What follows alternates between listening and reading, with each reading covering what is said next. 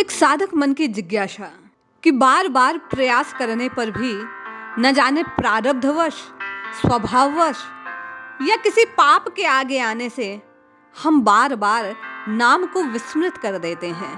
नाम जिह्वा से विलग हो जाता है, नाम की रटना छूट जाती है।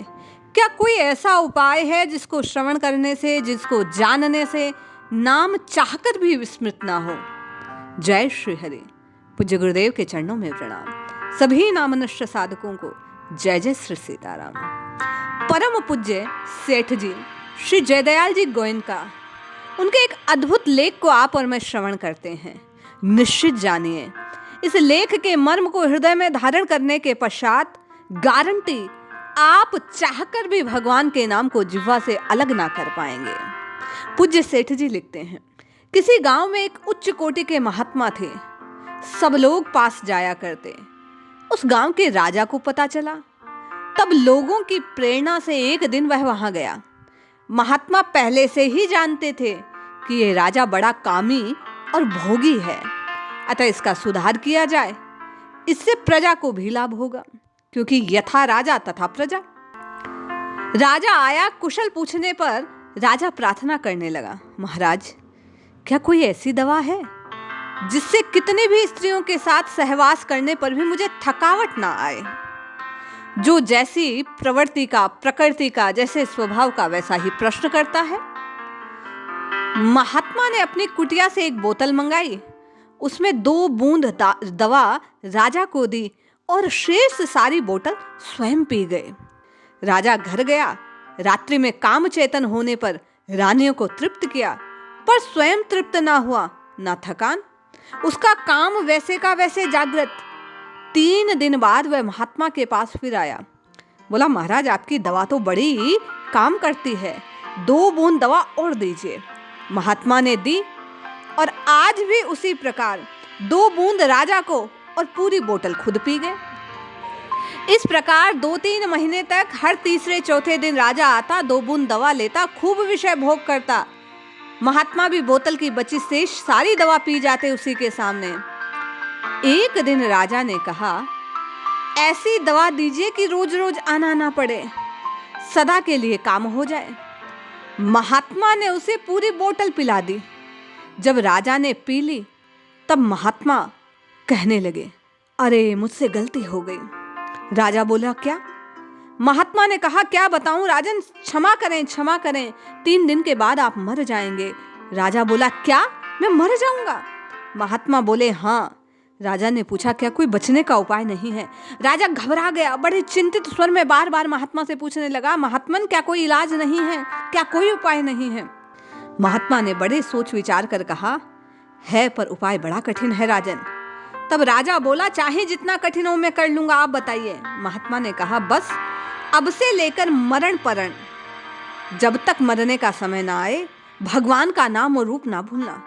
राजा ने कहा, ठीक, मरता क्या ना करता, पालन करने का वचन दे। राजा वहां से महल में चला गया।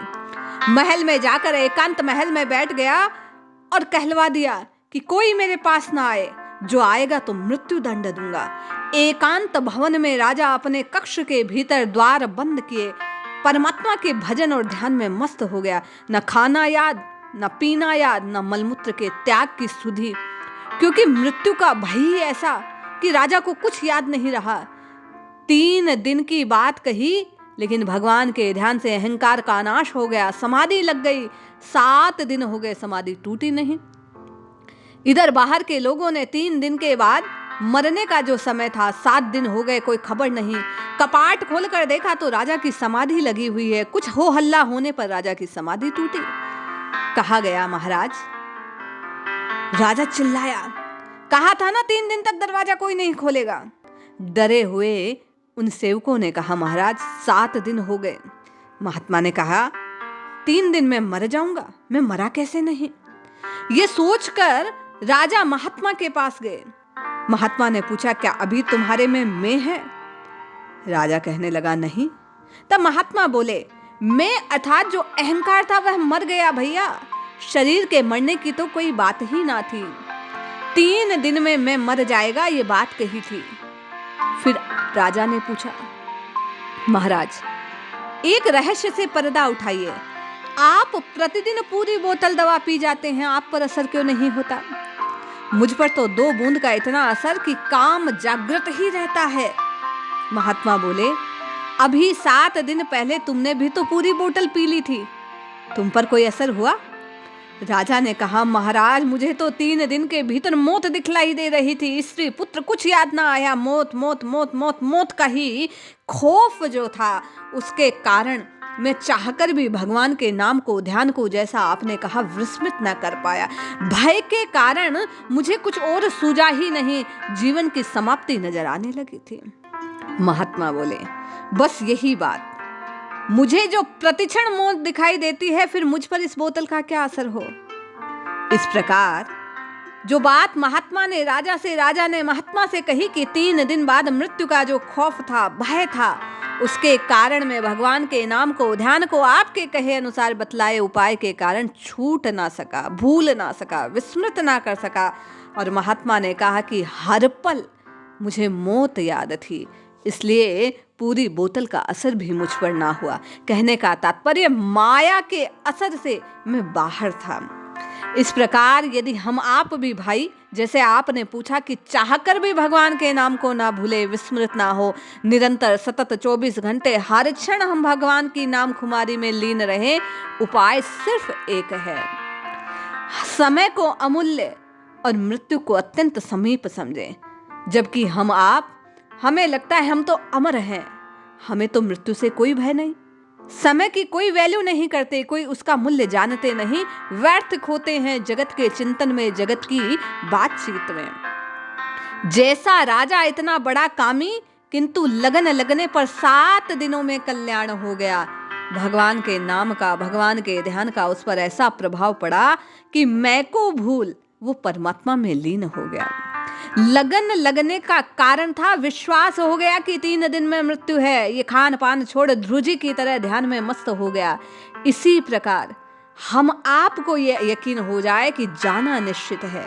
जानते तो इस सत्य को हम आप सभी हैं कि मरना निश्चित है, लेकिन फिर भी मृत्यु का भुलावे में रखकर हम आप इस माया के प्रभाव में लीन रहते हैं। हम यदि मृत्यु को समीप देखे, पल पल आता देखे, समय को अमूल्य समझे, रात दिन परमात्मा के ध्यान में लग जाएं, तो पूज्य सेठ जी के कहे अनुसार हमारा कल्याण हो जाए। समय अल्प है, कीमती है। कल्याण की यदि प्यास जागृत हो जाए, तो जैसे प्यासा पानी को भूलता नहीं, वैसे हम परमात्मा के नाम को भूल नहीं सकते।